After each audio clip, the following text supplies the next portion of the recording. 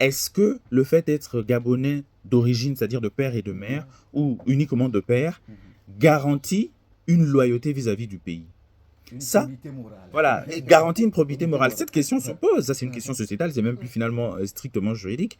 Donc moi je suis dubitatif en fait par rapport à ça. Mhm. Dans ce studio, Aden Virgile Uri-Mupwangi, il est juriste et spécialiste en droit de la responsabilité des assurances. Il est parmi nous, Monsieur Mupwangi. Bonjour, Bonjour Madame Atsam, comment allez-vous? je vais bien, merci, et vous? Il n'a pas trop bousculé ce matin, non? Non, moi ça va, Très à l'aise. à l'aise tout à fait. D'accord. Vous êtes là pour vous exprimer sur l'avant-projet de la Constitution qui suscite débat dans le pays. Oui. Peut-être revenir sur la définition de la Constitution pour nos auditeurs. Alors c'est intéressant effectivement de parler de la Constitution parce que la définition de la Constitution, on peut la réduire, mais on peut aussi être beaucoup plus précis. Ce que moi je veux indiquer à nos auditeurs, c'est que en tant que Gabonais, là c'est la définition, hein, j'y viens, en tant que Gabonais, nous avons décidé, peu importe nos origines, nos religions, etc., de faire société ensemble. Et à partir du moment où on décide de faire société ensemble, il faut bien des règles. Voilà. Donc la Constitution, en fait, c'est la règle de vie en société qui est la plus importante. C'est la règle de vie en société qui est au-dessus de toutes les autres règles de vie en société. Les règles de vie en société, ce sont des lois, hein, pour parler clairement. Et donc ça, c'est la définition la plus simple et la plus claire, la plus basique que les gens peuvent déjà retenir. Il y a un autre élément important, c'est que la Constitution, c'est comme un projet sociétal. C'est-à-dire qu'aujourd'hui, en tant que Gabonais, quel est notre idéal de société? Qu'est-ce qu'on aimerait que notre pays soit dans 100, 200, 300 ans? Donc effectivement, la Constitution va venir, en tant que règle de vie en société la plus importante, poser les bases pour la construction de ce projet sociétal, de cet idéal que nous avons en tant que Gabonais collectivement. Voilà. Et donc, comment vous, en tant que juriste, vous avez vécu justement ce débat sur l'avant-projet de la Constitution au niveau de la Constituante? Peut-être revenir aussi sur le mot constituante Oui. pour nos auditeurs également. Alors, je vais juste rajouter quelques éléments techniques par rapport à la définition. Donc, la Constitution, elle pose les règles de base, effectivement, pour le projet sociétal. Elle va définir, par exemple, les droits et libertés fondamentaux des citoyens. Elle va définir le rôle des institutions, leur fonctionnement, etc., etc. Ça, c'est les éléments les plus importants. En tout cas, on va avoir un préambule qui va poser des grands principes, l'égalité, l'éthique, etc.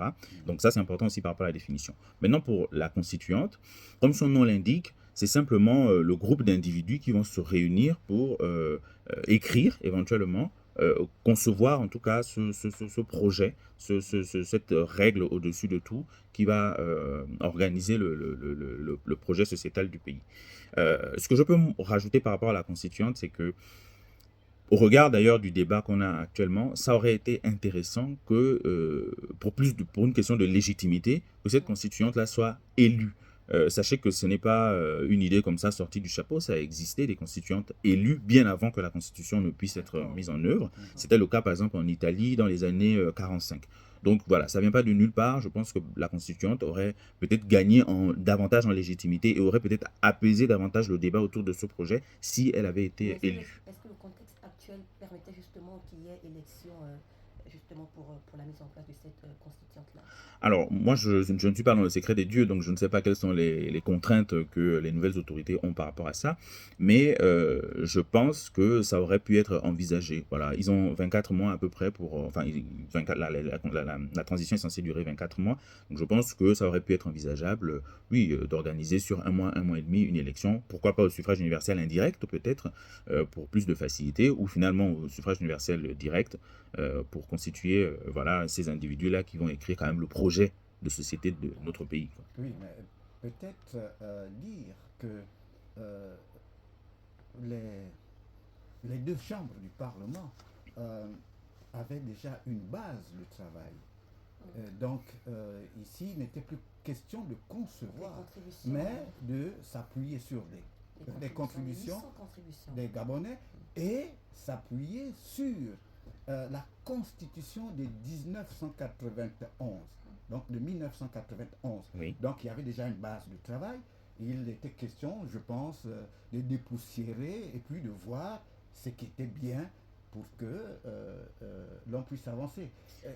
Est-ce que l'élection est nécessaire quand on sait qu'on a déjà deux chambres du Parlement, l'Assemblée et le Sénat? Nommé. Deux chambres du Parlement composées, nommé, composées c'est d'individus bien de nommés. préciser. Alors, moi, ce que je veux indiquer, c'est que, vous savez, le projet de constitution, en tout cas une constitution, c'est tellement vital pour un pays qu'on est obligé de prendre le temps. Du temps. Oui. Voilà, on est obligé de prendre le temps et on est obligé de mettre tout en œuvre pour que ça réussisse, pour qu'il n'y ait pas de frustration, en tout cas pour qu'il y ait le moins de frustration possible. Donc je pense qu'à partir de ce moment, franchement, on peut ne pas lésigner sur les moyens. Par rapport à la base dont vous avez parlé, moi ce que j'ai envie de dire, c'est que j'ai participé moi-même dans les 39 000 contributions au DNI et je pense pas avoir fait de contribution sur l'aspect politique des choses. Et du rapport que j'ai vu, il n'y a pas énormément de Gabonais qui ont fait de contributions sur l'aspect institutionnel et sur l'aspect politique des choses. Donc ça, c'est aussi à prendre en compte. Les Gabonais ont beaucoup fait de propositions sur l'aspect social, sur l'aspect, oui, essentiellement social, parce qu'effectivement, on voit que la question sociale est quand même extrêmement prégnante. J'ai l'impression quand même que nos compatriotes aussi ne comprennent pas qu'on ne peut pas décorréler la question sociale du fonctionnement institutionnel et politique des choses. Donc, à partir de ce moment, la question de la légitimité peut aussi se poser par rapport à la base de travail dont vous parlez. Donc, voilà. Et justement, 10 jours, est-ce que ça a été suffisant pour ces députés, sénateurs-là, de pouvoir examiner ce projet, cet avant-projet de la Constitution? À mon avis, c'est pas suffisant. On a 800 amendements, je crois.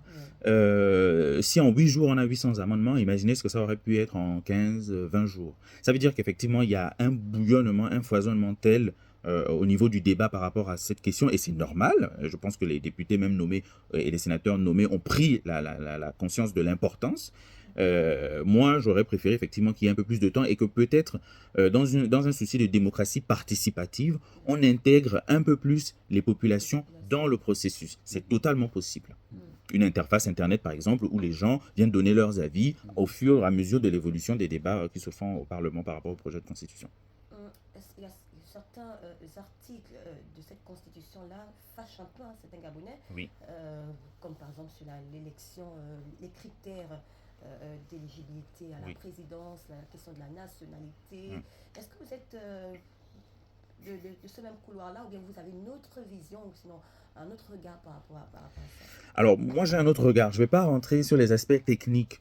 J'ai déjà indiqué que, enfin, je crois dans une vidéo, dans une précédente émission, qu'il y a des grands principes, effectivement, qui sont contenus dans le préambule, dans les textes consacrés dans le préambule. Je pense à la Déclaration universelle des droits de l'homme et des citoyens, donc l'égalité. Je pense à la Charte nationale des libertés de juillet 90. Il y a tout un tas de textes comme ça qui posent des grands principes, qui posent, par exemple, le grand principe à l'article 21 de la DDH, de la Déclaration des droits de l'homme et du citoyen, qui indique qu'à partir du moment où on est citoyen d'un pays, donc qu'on soit un citoyen d'origine ou d'adoption, on a des droits civils et politiques qu'on doit exercer de manière égale à tous les autres. Donc, vous voyez, c'est ça, sur le plan juridique, c'est déjà réglé. Il faut respecter cet aspect d'égalité, ces grands principes-là qui sont posés dans les préambules. Notre Constitution, malheureusement, heureusement, j'en sais rien, je ne donne pas mon avis, je suis en train de parler de choses techniques, ne pourra pas se départir du respect de ces grands principes-là. Parce que même le projet de Constitution actuel rappelle dans son préambule ces textes-là. Donc, ce que je veux dire, moi, parce que je veux sortir de cet aspect-là... Est-ce que par rapport à ça, justement, avant oui. de continuer, est-ce que par rapport à justement cette nationalité-là, ce n'est pas les aspirations des Gabonais qui ont décidé que finalement, pour accéder à la présidence, il faut véritablement qu'il y ait un Gabonais d'origine, de souche, en fait? Au regard de ce que les Gabonais ont vécu. Régime, en fait. Est-ce que c'est pas là quand même une contribution des Gabonais, sinon un vœu, un désir des Gabonais de voir ça? Alors, je pense sans prétention aucune que l'aspiration des Gabonais n'est certainement pas de consacrer dans notre Constitution une inégalité entre les citoyens. Peut-être beaucoup plus de faire en sorte que l'état de droit soit respecté, que les règles soient réellement respectées, qu'il y ait peut-être un peu moins de corruption. Parce qu'aujourd'hui, si on suit l'aspect historique des choses, ou en tout cas le sous-entendu de cette proposition-là, c'est qu'il y a eu des personnes venues d'ailleurs qui ont acquis la nationalité et qui se sont comportées de manière déloyale vis-à-vis du pays. Bon, notre pays a quand même toujours eu des règles depuis 1960. Qu'est-ce qui s'est passé? Est-ce qu'il y a eu des procureurs qui ont eu la liberté de s'auto-saisir pour engager des procédures par rapport à ça? Est-ce que la question, c'est peut-être pas de finalement respecter les règles, respecter l'état de droit? Parce que vous savez, il y a des pays où, une fois que vous avez acquis la nationalité, si 50-10 ans plus tard, vous faites des choses qui sont déloyales vis-à-vis du pays, on vous retire la nationalité. Ou si vous êtes étranger et que vous voulez vivre dans le pays, vous devez remplir un certain nombre de critères pour obtenir un titre de séjour. Donc, qu'en est-il, en fait, du respect de ces règles-là au Gabon? C'est peut-être cet élément-là. Ce n'est pas une question de nationalité dans le sens où il faut accéder à la présidence, il faut forcément être gabonais de souci. Vous êtes en train de dire que le problème ne se pose pas à ce niveau, mais que le gouvernement, sinon les autorités de la transition, auraient dû peut-être mettre plus des garde-fous pour éviter les dérapages qu'on a.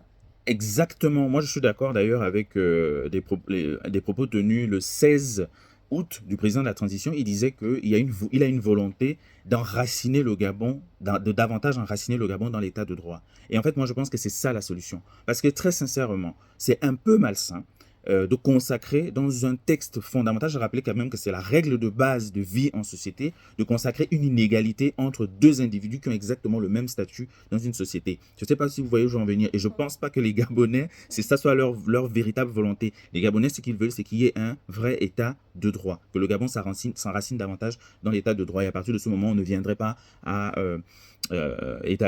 consacrer une inégalité entre deux citoyens, quoi. D'accord, peut-être encore deux questions après, on va vous libérer. Peut-être dire que quand on regarde ce qui s'est fait, ce qui a été fait par certaines personnes qui ont occupé les plus hautes fonctions de l'État, Oui. nous amène à dire ou à penser que ce n'était pas des Gabonais. Parce que si c'était des Gabonais, ils auraient eu un autre comportement. Ils auraient pris sur eux le Gabon d'abord de Léomba. Alors, c'est intéressant ce que vous dites. Je ne sais pas si ça a finalement un aspect juridique, mais pour les personnes qui croient, par exemple, ils savent qu'il n'y a que Dieu qui sonde les cœurs et les reins. C'est-à-dire que concrètement, aujourd'hui, est-ce que le fait d'être Gabonais d'origine, c'est-à-dire de père et de mère, ou uniquement de père, garantit une loyauté vis-à-vis du pays? Probité morale. Voilà, garantit une probité morale. Cette question se pose, ça c'est une question sociétale, c'est même plus finalement strictement juridique.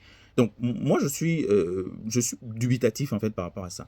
Voilà, parce que je pense qu'aujourd'hui, 64 ans après, il y a des Gabonais de père et de mère qui ont aussi participé à ce que l'état de droit ne s'enracine malheureusement pas. Donc voilà, ce que moi je veux dire et ce que je veux que les Gabonais retiennent par rapport à la Constitution, c'est qu'il faut décorréler. Il ne faut pas créer de relation directe entre cette règle de base du fonctionnement de notre pays qui engage notre pays sur 100, 200, 300 ans et le fait d'aimer ou de ne pas aimer, par exemple, les autorités actuelles. Ça n'a rien à voir. La preuve, c'est que la Constitution de mars 91, elle continue à s'appliquer aujourd'hui alors que les gens qui dirigent le pays étaient peut-être des enfants au moment où elle a été adoptée. Vous voyez ce que je veux dire ou pas? On peut regarder, par exemple, ce qui se passe aussi aux États-Unis. Ça fait 237 ans qu'ils ont une des plus vieilles constitutions du monde. Ceux qui dirigent actuellement les États-Unis n'étaient pas là au moment où elle a été adoptée. Et quand on regarde les États-Unis aujourd'hui, qui est première puissance du monde à peu près sur la quasi-totalité des domaines, on peut penser sincèrement que ceux qui avaient adopté cette constitution-là étaient réellement visionnaires. Moi, ce que je veux faire passer comme message aux auditeurs, c'est que la Constitution, et là je reprends les propos d'un Gabonais qui a écrit sur le socialisme bantou pygmée, Wilton Guedi, disait que notre Constitution, c'est nous, c'est notre vision du monde, nos corps, nos esprits, et même notre spiritualité. C'est l'expression de notre idéal. La question est surtout celle-là aujourd'hui, et moi j'interpelle justement la constituante. Quel est l'idéal gabonais? Quelle est la vision que les Gabonais ont d'eux-mêmes et où est-ce qu'ils veulent que leur pays se retrouve dans 200, 300 ans? Parce que j'ai beaucoup plus l'impression qu'on fait une sorte... on copie un peu au niveau de la France, on copie un peu au niveau des États-Unis, mais nous, en tant que Bantous, pygmées, par rapport à ce que nous sommes intrinsèquement et, comment dirais-je, anthropologiquement, est-ce qu'on n'a pas une voie différente? Est-ce qu'on n'a pas un modèle différent qui ferait d'ailleurs en sorte qu'on le respecte mieux? Parce qu'il y aurait un rapport de sens et de valeur par rapport justement à ce projet de constitution qui nous ressemblerait. Voilà. Justement, est-ce que vous êtes d'avis avec ceux qui pensent ou qui disent que cette constitution-là est taillée à la mesure de l'autorité en place actuellement? Alors, pas sur tous les aspects, faut quand même pas... Alors, il y a quand même des aspects. Oui, il y a des aspects, je pense notamment à l'article, enfin en tout cas à la partie sur le pouvoir exécutif. Et j'ai trouvé quand même un peu gênant qu'on ait à chaque fois le mot président de la République qui revient quand même beaucoup, comparativement à la Constitution de mars 91. Mais il y a des aspects qui sont intéressants. Alors, il y a un autre aspect aussi que je trouve un peu gênant, c'est l'aspect où on rappelle à chaque fois, on rappelle un peu le mot Dieu, on rappelle un peu le vocabulaire de la foi et de la croyance et de la religion, et en l'occurrence la religion chrétienne, dans un texte fondamental, ça me gêne un peu. Non pas parce que nous sommes des Bantous pygmées en disant ah mais on aurait peut-être mieux mis en avant l'aspect Bantou pygmée du Gabon, peut-être pas, mais surtout plus par rapport à l'aspect laïcité. L'État est quand même censé être séparé des religions, on n'est pas censé reconnaître des cultes. Donc je trouve un peu gênant parce que si moi je ne suis pas chrétien, je peux me sentir exclu en fait, hein, parce qu'il est dit dans le texte fondamental qui est censé tous nous réunir. Donc voilà, ces éléments-là, franchement, c'est des éléments à améliorer. Si on retrouve le mot Dieu dans la Constitution des États-Unis, il y a une raison. Il y a une histoire, il y a un rapport de sens et de valeur, comme j'expliquais tantôt. On ne retrouve par exemple pas le mot Dieu dans la Constitution de la France, alors que la France est la fille aînée de l'Église. Rappelez-vous que la France a eu une religion d'État pendant des siècles et des siècles. Est-ce que c'est notre histoire? Est-ce que c'est notre vécu? Est-ce que c'est notre enracinement? Voilà, nous on parle par exemple de Mbanja, on aime bien la palabre, on aime bien se réunir pour discuter des sujets de notre société autour de l'arbre à palabre ou du Mbanja. Peut-être que ça aurait été intéressant qu'on ait un régime parlementaire qui se rapproche beaucoup plus de ce que nous sommes intrinsèquement. Voilà. Ben, merci Aden Moukandi. Hein. Je vous en prie. Peut-être un mot de la fin par rapport à cette constitution voilà, à venir. Alors moi, ce que je veux indiquer à nos citoyens, c'est que là, on est à un tournant majeur de notre jeune démocratie. Je préfère utiliser le mot démocratie, même si je sais qu'effectivement, c'est une démocratie en construction. Parce qu'effectivement, c'est un idéal vers lequel on est censé tendre. Il faut savoir que on a l'impression que nous ne connaissons pas la démocratie. En fait, si, on connaît la démocratie. On n'utilisait peut-être pas ce mot-là dans nos villages-États à l'époque, mais la démocratie, ça a toujours existé. Parce que moi, je me souviens, par exemple, que ma grand-mère me disait que quand il y avait un problème dans la famille, on réunissait tout le monde. Voilà, c'est la démocratie, en fait. À partir du moment où tout le monde s'est réuni pour parler, pour donner son avis. Donc la démocratie, c'est quelque chose qu'on connaît. Étant donné qu'on veut enraciner notre pays dans la démocratie, c'est important vraiment de se saisir de ce sujet, de donner son avis, de débattre, de ne pas hésiter à faire des propositions, parce qu'il s'agit en fait de notre avenir, de l'avenir de nos enfants. Qu'est-ce que nous voulons transmettre à nos enfants dans 200, 300 ans? C'est important. En tant que citoyen, quel est notre intérêt individuel, mais aussi quel est l'intérêt collectif que nous avons par rapport à ce projet de texte. Donc, saisissez-vous de ça. Et d'ailleurs, j'ai commis un livre sur la question de la citoyenneté gabonaise, justement pour interpeller les Gabonais sur le fait que passer du statut d'individu au statut de citoyen qualifié. Parce que vous avez des droits, certes, vis-à-vis de votre pays, mais vous avez aussi et surtout des obligations, parce que vous avez un rôle à jouer pour la construction de la maison Gabon. Merci Aden Moukandi. Je rappelle que vous êtes juriste et spécialiste en droit de la responsabilité civile et des assurances. Oui. Et vous l'avez dit, vous êtes auteur d'une œuvre intitulée Mwanawa Mboka ou le secret d'une citoyenneté gabonaise utile. Peut-être traduire pour ceux qui ne sont pas de la langue, Mwana Wamboka. Mwana Mboka, c'est comme on dit en lingala, Mwana Mboka, etc. Je pense que c'est quand même un terme, une expression. Oui, ça en Kota Marangwe. Je pense que c'est une expression qui se retrouve dans pas mal de langues gabonaises quand même. Et ça fait sens par rapport à tous les Gabonais, Bantous pygmées. Mwana Mboka, c'est l'enfant du village. Un enfant du village, comment il est censé se comporter? Il est censé avoir une certaine manière de se comporter vis-à-vis du pays. Donc j'interpelle nos concitoyens par rapport à ça. D'accord, merci encore. Et...